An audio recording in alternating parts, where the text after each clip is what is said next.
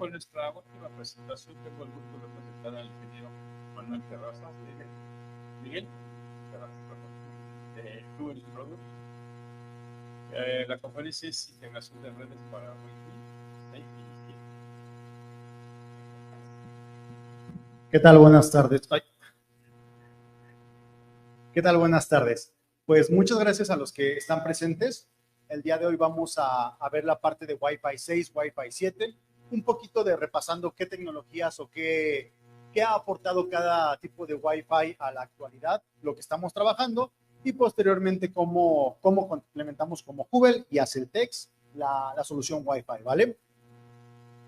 Bueno, ahorita pensar en una industria sin redes inalámbricas es inimaginable, ¿no? Lo ocupamos para el tema de streaming, para el tema de trabajar profesionalmente, e incluso ya se requiere en condiciones inalámbricas para, no sé, se me viene a la mente el streaming de videojuegos, que ya es relación en tiempo real, donde tú reaccionas y en la nube se está jugando o se está procesando el juego. Y incluso hay gente que ha llegado a pensar que las redes inalámbricas van a en algún momento sustituir todo lo físico, todo el cableo estructurado.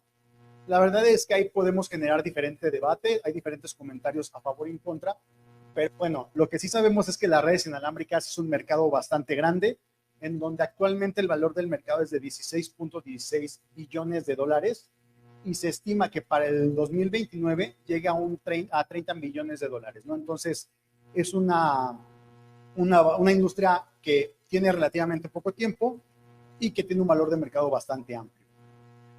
Vamos a repasar un poquito la parte de Wi-Fi, cómo ha ido procesando con respecto al tiempo, y en base a esto, bueno, pues entre más pasa el tiempo, más requerimos menores tiempos de conectividad o que sea la conectividad más rápida. También requerimos más usuarios, más conexiones. Entonces ha ido evolucionando. Aquí podemos ver en la parte superior los estándares que dicta la IEEE, y abajo a qué Wi-Fi pertenece o compete. Tenemos principalmente, como conocíamos, Wi-Fi convencional. Era una red con una frecuencia de 2.4 GHz y transmitía máximo 40 megahertz, perdón. Después tuvimos Wi-Fi 4, que Wi-Fi 4 ya trabajaba igual sobre 2.4 GHz, pero en este caso ya subía el ancho de banda, ¿no? Posteriormente llegó Wi-Fi 5, ya trabajando con 2.4 GHz y también trabajando con lo que son 5 GHz. Ahorita vamos a llegar a ese punto, donde ocupar una, donde ocupar otra. Muchas veces en nuestra red doméstica podemos ver las dos bandas y saber cuál es la especialidad de cada una.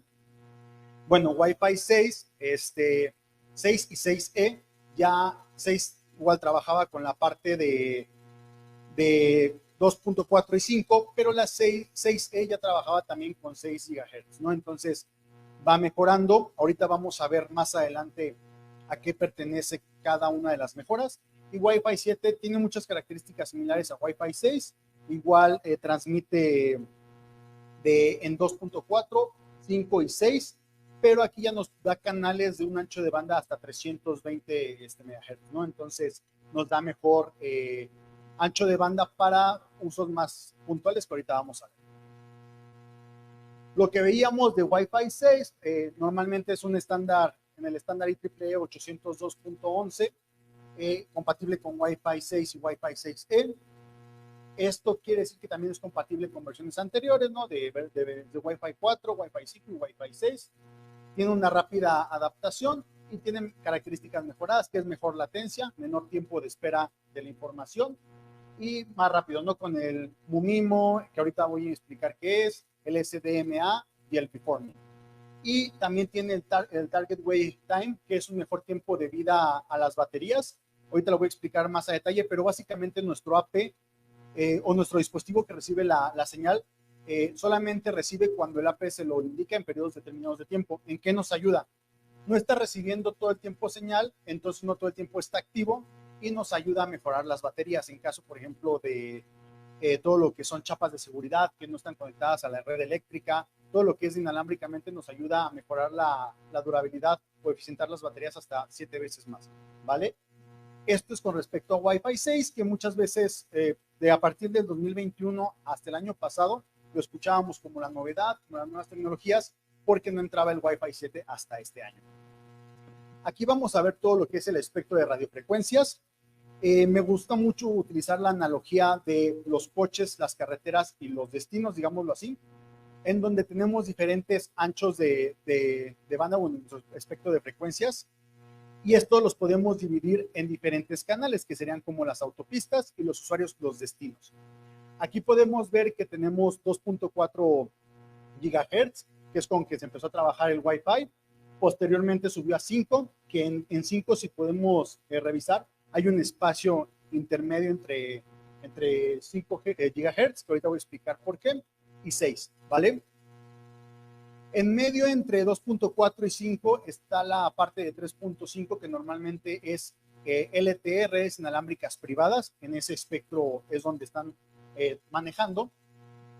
Y todas estas frecuencias las podemos dividir en canales. Ahí podemos ver que, por ejemplo, Wi-Fi 5 abarcaba 2.4 y 5 GHz. Wi-Fi 6 abarcaba igual 2.4 y 5 GHz. Wi-Fi 6E ya abarca 6 GHz. Esto los podemos dividir en canales. Tenemos nuestro espectro de radiofrecuencias y al dividirlo en canales es como si dividiéramos diferentes carriles para cada vehículo, ¿no? Estos canales nos ayudan, por ejemplo, cada carril o cada autopista lleva un destino que es un usuario. Entonces, por ejemplo, en 2.4 nos dice que podemos tener aparentemente 11 canales. Esto es aparente porque se traslapan y en realidad solamente podemos utilizar 3. Ahorita lo vamos a ver en una gráfica. Y en base a esto vamos viendo cómo, por ejemplo, en Wi-Fi, en 5G, 5 GHz, podemos tener 31 canales de 20 megabytes, 14 canales de 40 MHz, 7 canales de 80 MHz y 2 canales de 160 MHz. Estos canales, ¿quién los va a definir? Al final de cuentas, el uso de la conexión. Si yo tengo, por ejemplo, un centro de convenciones, un centro comercial, donde hay múltiples usuarios, donde diferentes usuarios requieren diferentes conexiones, lo que más me conviene es tener muchos canales con un ancho de banda más pequeño para la información que requieren. En caso de que requiramos conexiones más dedicadas, llámese en planta, llámese en aplicaciones de 4K, 8K, nos conviene tener menos canales con mayor ancho de banda, donde haya más flujo de información, porque al final de cuentas va a canales dirigidos. Esto es lo que hace referencia con canales. Posteriormente, 5 GHz, que ya lo maneja lo que es Wi-Fi 6E, ya nos tiene desde 59 canales de 20 MHz, 29 de 40 MHz, 14 de 80 MHz y 3 canales de 160 MHz. Aquí ahorita vamos a ver en una gráfica, pero al final de cuentas estos canales de ocupación de ancho de banda reemplazan uno otro. O puedo tener 59 canales de 20 o 29 de 40, porque son autopistas, dependiendo cómo las ocupe, es que tanto las puedo ampliar. Y aquí, bueno, podemos ver un poquito más específicamente lo de los canales. Arriba tenemos 2.4 GHz. Les había mencionado en la diapositiva pasada que teníamos posibilidad de 11 canales, pero hay un detalle. Estos son los 11 canales. Al final de cuentas, los canales se traslapan y puede haber interferencia. Entonces es importante saberlo porque esos 11 canales, bueno, aquí los plasma como 13, se produce traslapes y esto que nos puede causar interferencia entre canales, por lo cual solamente son utilizables 3 canales. El 6, el 1, el 6 y el 11. Que si lo vemos aquí, no creo que no se ve el apuntador, pero si lo vemos aquí, el 1 termina y es donde empieza el 6, y donde el 6 termina, empieza el 11 sin traslaparse, sin encimarse, lo cual nos va a quitar la interferencia. Esto es con respecto a lo que les comentaba. Por eso es que en esta pequeña gráfica podemos ver que en 2.4 GHz, en la parte superior solamente me aparecen 3 canales de 20 MHz o un solo canal de 60, ¿no? Aquí podemos ver velocidades relativas. ¿A qué me refiero con velocidades relativas? En un ambiente ideal donde no tenga alfombra, donde no tenga muros, donde no tenga ningún otro equipo trabajando, nos tendría que dar una velocidad teórica que viene ahí, ¿no? En este caso, siendo Wi-Fi 7, 30 gigabytes. ¿Por qué lo menciono como velocidad teórica? Para los que sabemos, el cable categoría 6A, que es el actual, la más fuerte en temas de cobre, nos conduce hasta, o nos comunica hasta 10 gigabytes. En velocidad teórica, Wi-Fi es más práctico, da mayor velocidad, pero es teórica. Ahorita vamos a entrar a detalle.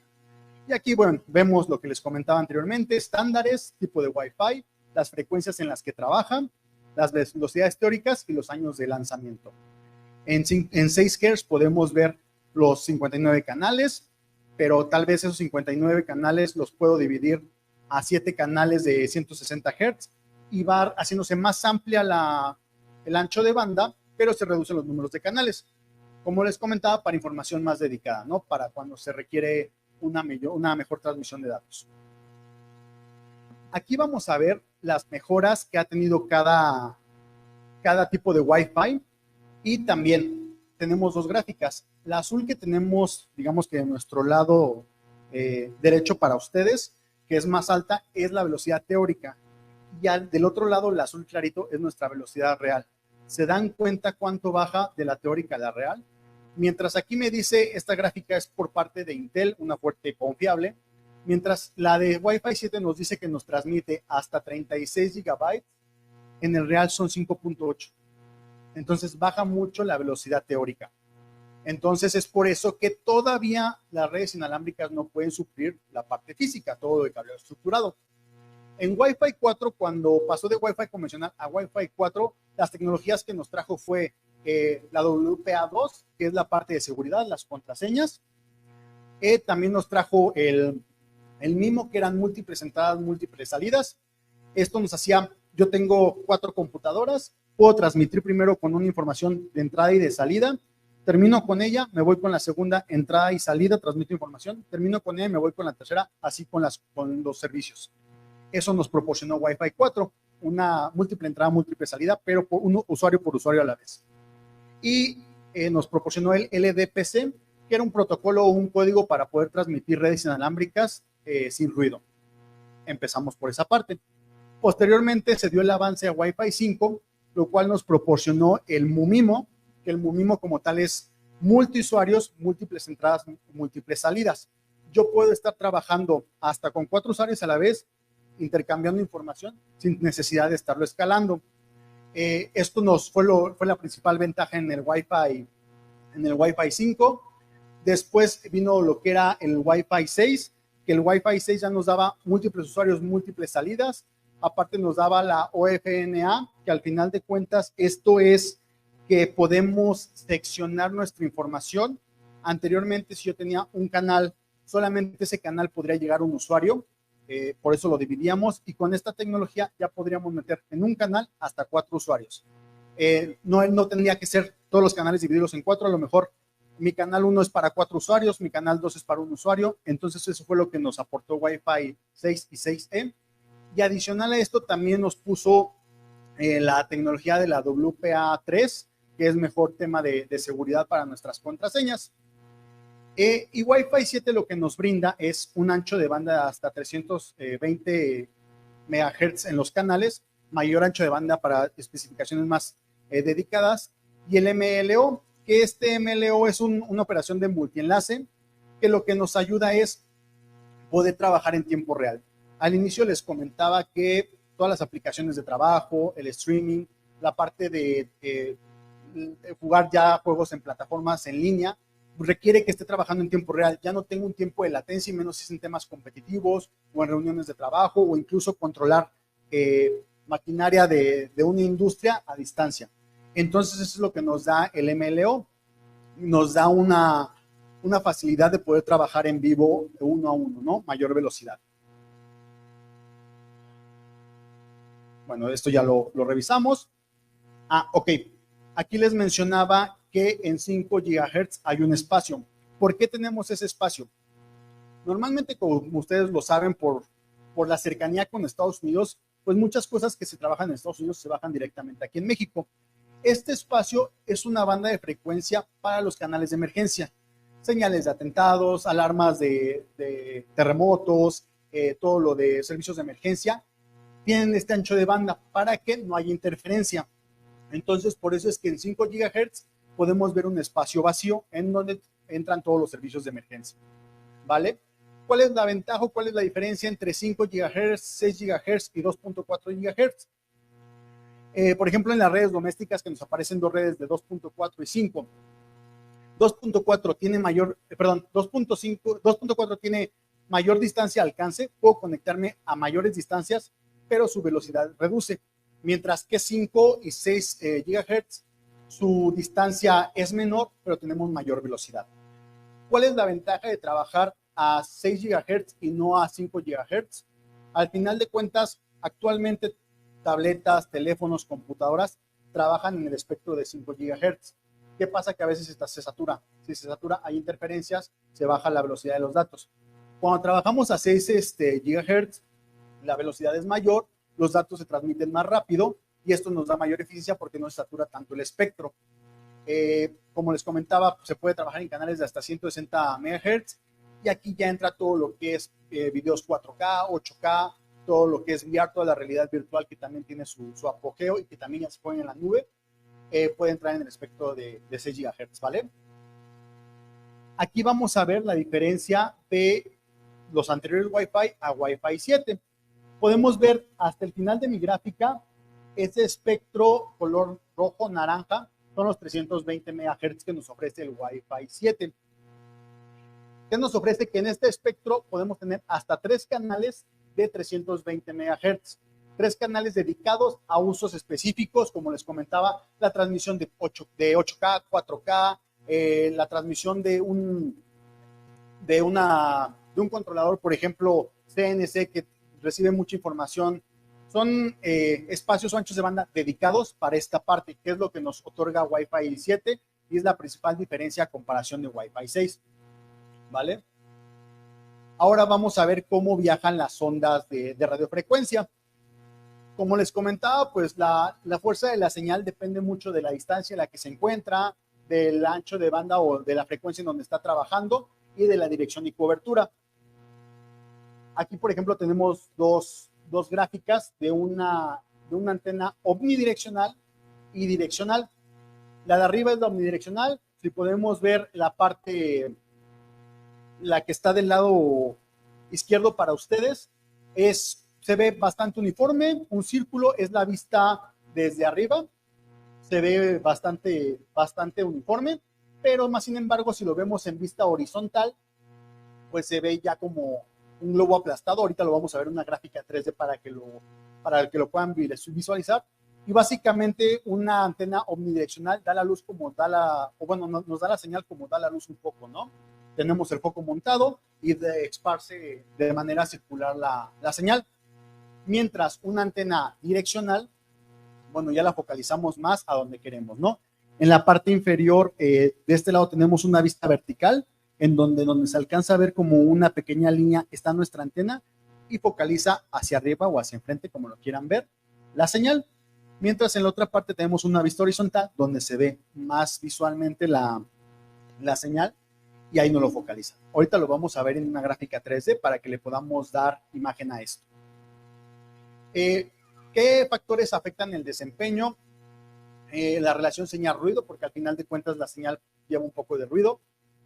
Servicios que se sobreponen y la capacidad de disparos de los clientes. Lo que les comentaba en este momento, o lo que les comentaba anteriormente de la velocidad relativa a la real, es que hay muchos factores, que nos pueden atenuar la señal.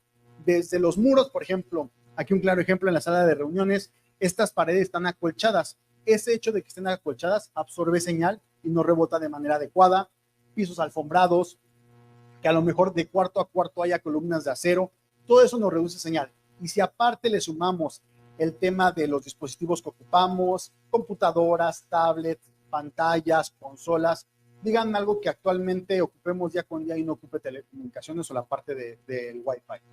Entonces hay mucha interferencia. Todo esto nos puede afectar al desempeño de nuestras señales, ¿vale?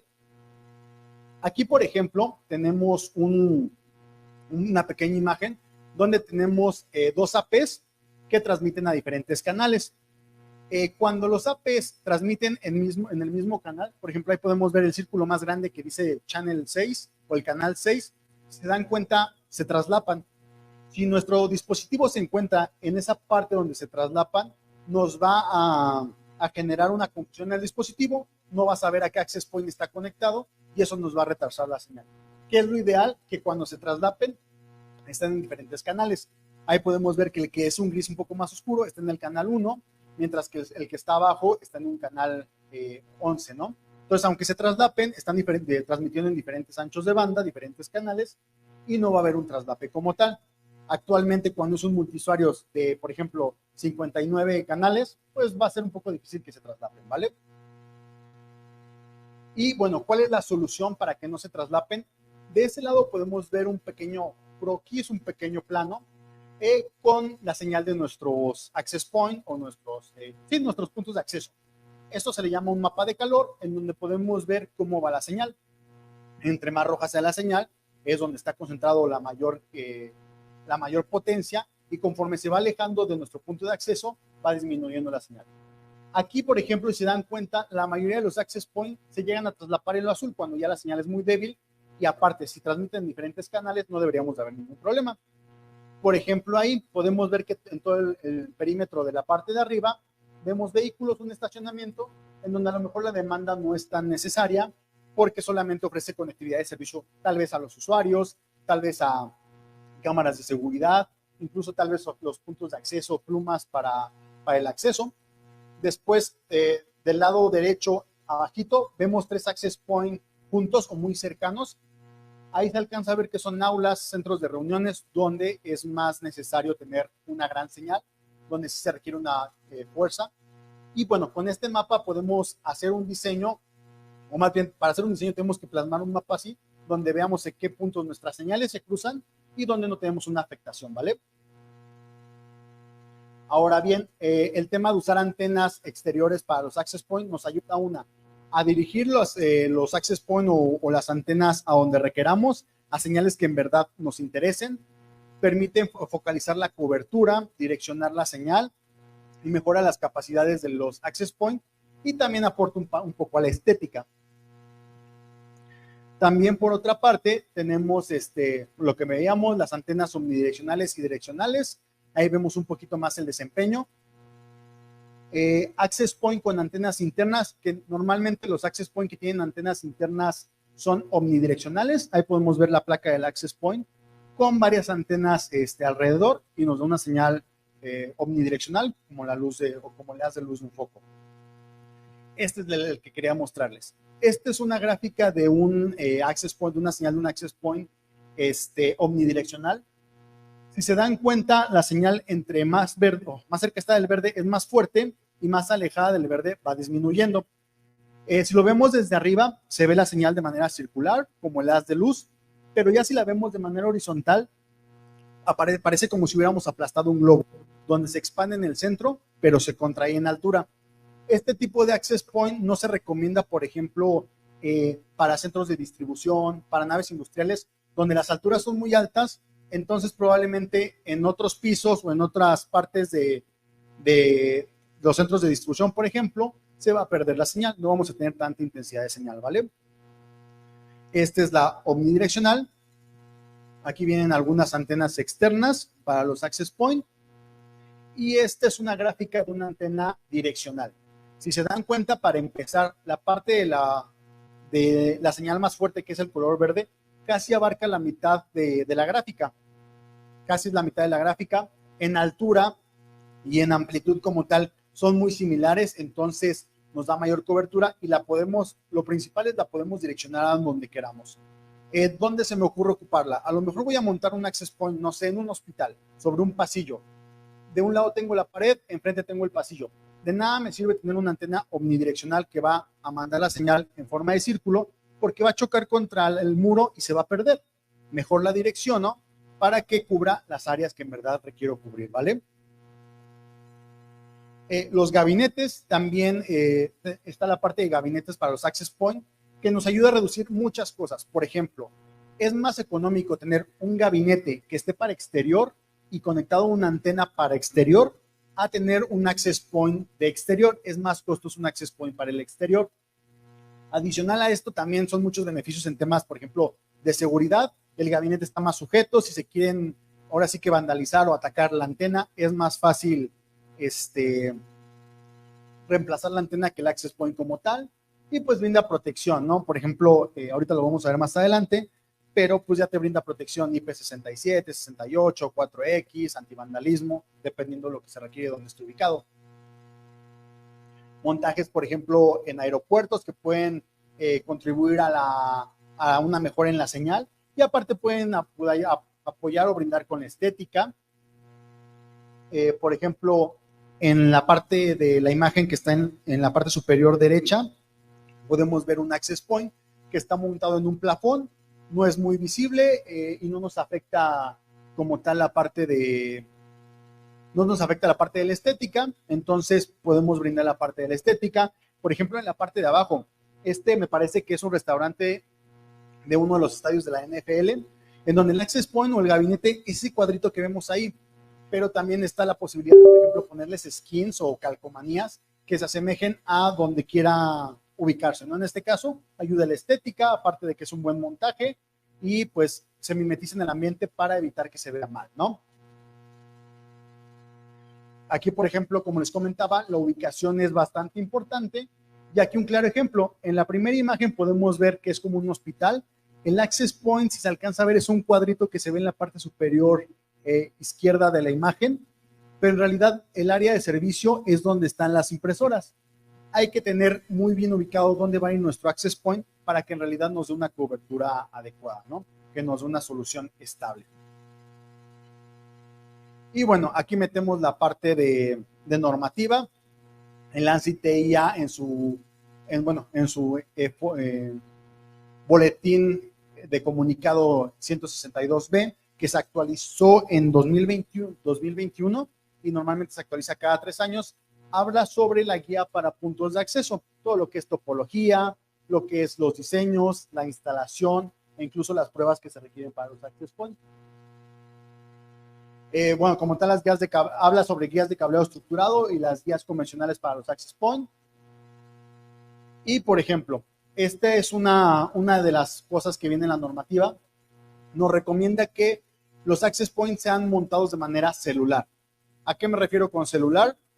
Que estén sobrepuestos uno con otro, como lo vimos en el mapa de calor, para que no quede ninguna zona vacía. Y lo que se recomienda es que sean 60 por 60 pies las células, que son aproximadamente 18 metros, de tal manera que nuestras células, que es cada cuadrito, nos alcanza a cubrir una área y los traslapes sean mínimos, pero que tampoco tengamos ninguna área vacía, ¿no? Que nos llegue la señal a todos lados. Aquí, por ejemplo, podemos ver ya el mapa como tal del cableado estructurado.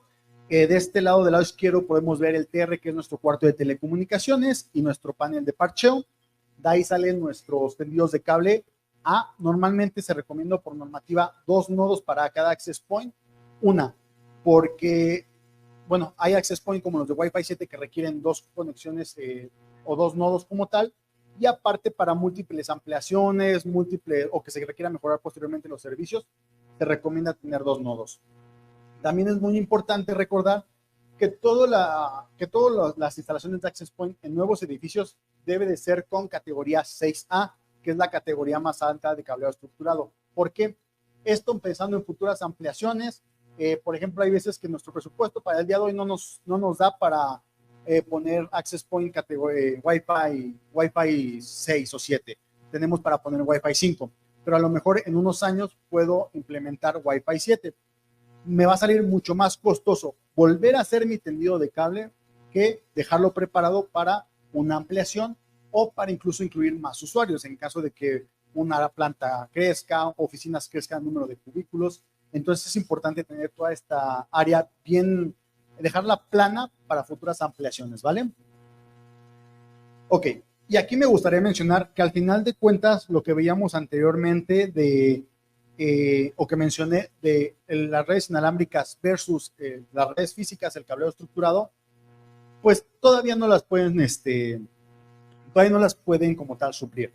Al final de cuentas, las redes físicas hay muchos menos pérdidas, porque al final de cuentas, si el cableado estructurado se hace de manera adecuada, hay menos pérdidas de atenuación. Si se hace blindada, tampoco es inmune a radiofrecuencias. Y aparte, algo muy importante actualmente es la ciberseguridad. Las redes físicas son menos vulnerables. Al final de cuentas, para que tú tengas acceso a una red física, necesitas meterte literal y conectar tu patch cord para tener acceso. Entonces, todavía no llegamos a la parte de que las redes inalámbricas nos sustituyan. Primero, por la velocidad, no da la velocidad que da un categoría 6A, y pues por toda esta parte, ¿no? Aquí tengo unas imágenes de Access Point Wi-Fi 7. Me parece que el de este lado es marca Cisco, el del otro lado es TP-Link, que son los que ya empezaron a comercializarlo. Incluso ya no se quedó como una propuesta, ya se está comercializando. Y se dan cuenta, en los dos podemos ver entradas jack, ¿no? Para nuestros servicios de categoría 6A. Entonces, esta es la parte de los Access Point y de cómo se están ya lanzando el mercado para poder tener una infraestructura de este tipo. Ahora, adicional a esto, bueno, ahora, ¿cómo Hubble está entrando a esta parte de las redes inalámbricas? Hubble tiene una marca que se llama Celtex, que es una marca que tiene más de 20 años trabajando. No es una marca nueva, no es una marca que no se conozca. De hecho, muchos proyectos me llega la solicitud de, ¿sabes qué? Queremos replicar esto que me funciona en Estados Unidos, lo quiero replicar aquí en México, y se hace la solución a Celtex. ¿Qué es lo que nos brinda Celtex o qué oferta podemos encontrar en Celtex?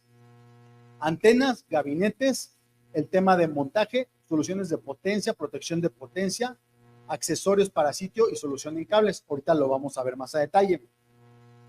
Celtex como no maneja sus Access Point, pero tiene diferentes, trabaja para diferentes o con diferentes marcas, ¿no? Llámese Cisco, llámese Extreme, llámese Aruba, que son las marcas más comerciales de Access Point. No es que seamos como que la oferta oculta de estas marcas, sino que trabajamos con ellas a tal grado de que ellos nos especifican en sus fichas técnicas. Ventaja de Celtex, menor tiempo de entrega y menor costo, ¿vale? Estas son las principales ventajas que pueden encontrar con Celtex. Antenas tenemos, como les comentaba, omnidireccionales, antenas direccionales, antenas de alta densidad. ¿Cuáles son las de alta densidad? Bueno, las que requieren mejor cobertura para temas, por ejemplo, de centros de convenciones, centros de conferencias, aulas, e incluso las antenas, las últimas, las GPS, LTE, Wi-Fi, ¿no? Que son las que podemos ver en equipos de transporte, de entrega, envíos de paquetería, toda esa parte, tenemos esas antenas.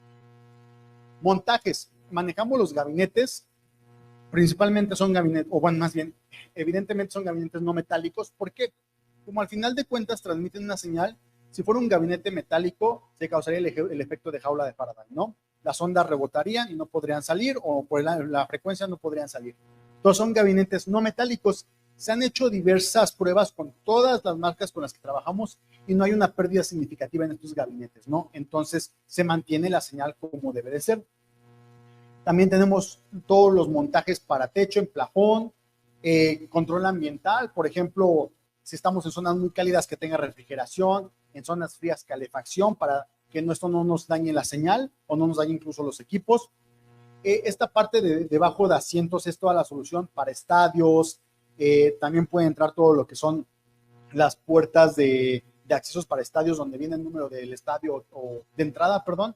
Puede ser un access point y estar oculto en la sinergia del ambiente, ¿no? Lo que les mencionaba anteriormente, los skins que se mimeticen en el ambiente, todo lo que son los volardos, que al final de cuentas se pueden considerar como gabinetes antivandalismo, no porque sean extremadamente duros, aunque son polímeros resistentes, sino porque al final de cuentas no tiene foquitos, no tiene cable, que es un poco persuasivo para cuando alguien quiere vandalizar, quiere atacar, quiere robar.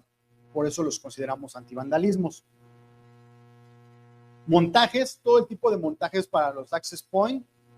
Puede ser para el access point con antenas internas, como el que vemos en la esquina superior izquierda. Montajes para la pura antena, que el access point esté de manera remota, cableado de manera a distancia, y la antena direccionada. Montajes en mástil de despliegue rápido, en televisoras, conciertos, eventos que son móviles, donde se requiere una conexión, pero no podemos hacer montajes fijos, los de mástil, e incluso montajes que tienen en la parte superior el AP y abajo la antena. Estos montajes, por ejemplo, se puede direccionar la antena hacia donde se requiera para cubrir las zonas requeridas de señal. También tenemos toda la parte de protección. Para rayos, para toda la protección de descargas atmosféricas, en nuestro cable coaxial de las antenas, tenemos un pararrayos donde entra coaxial, sale coaxial, en la parte superior se aterriza a tierra y cualquier descarga atmosférica se va a abrir y nos va a proteger nuestra antena. y también tenemos la protección para todo lo que es picos de corriente en el Ethernet, que es la parte de PoE, donde va datos y aparte energía. Tenemos estos supresores de picos, donde entra cable Ethernet, sale Ethernet, se aterriza a tierra y suprime los picos para evitar que se nos vaya a dañar nuestro access point. Este tipo de soluciones también se pueden meter, por ejemplo, en cámaras de seguridad, que también van alimentadas con corriente y pues bueno, esto nos ayuda a suprimir esos picos que nos podrían dañar nuestros artefactos.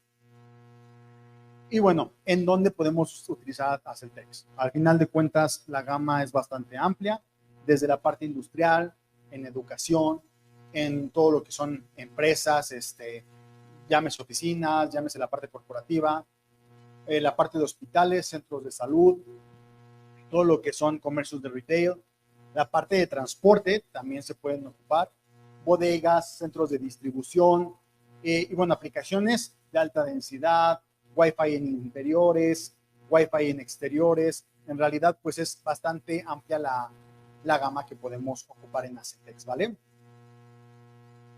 Y pues bueno, esta es la plática de Wi-Fi. ¿Hay alguna duda, algo con lo que les pueda aclarar? ¿Todo quedó claro? ¿Sí suena muy bien? ¿Sí? ¿Todo bien?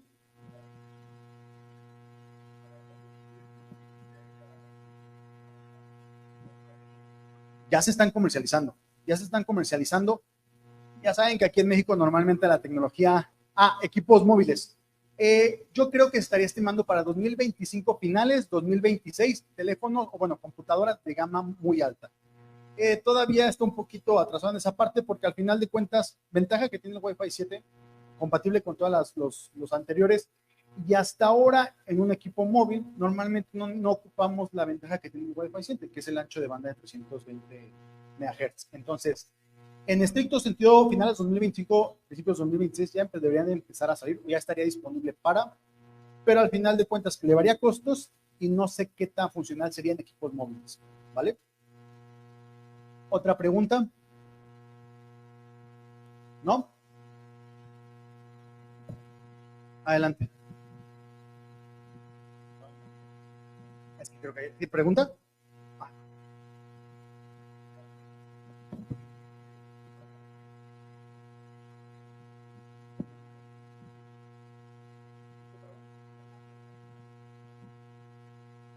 Sí, sí, desde Wi-Fi 6 ya se puede trabajar el tema de calidad para transmisión de video.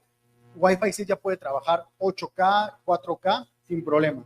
Lo que nos da Wi-Fi 7 es el ancho de banda de 320 más aplicado.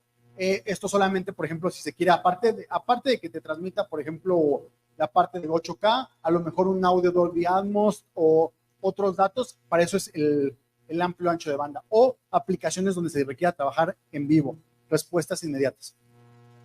Así es, tiempo real. Gracias. ¿Todo ok? Perfecto, pues muchas gracias por su atención.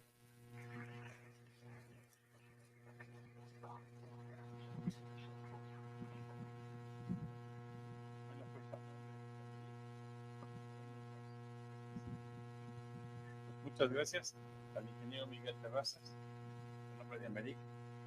Gracias por tu participación. Gracias.